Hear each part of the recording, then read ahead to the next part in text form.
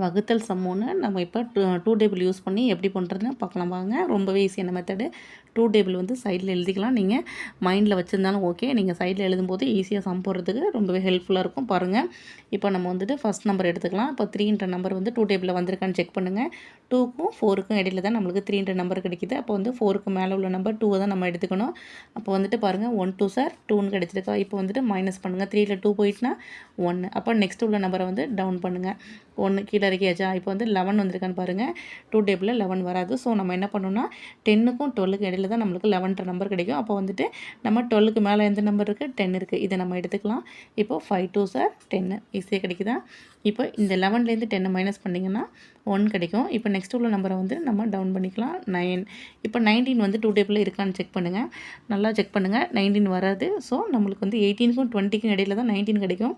அப்போ வந்துட்டு நம்ம 18 எடுத்துக்கலாம். இப்போ 9 2 சார் 18. இப்போ 19லேருந்து 18 வந்து மைனஸ் பண்ணுங்கள். 1 கிடைக்கும்.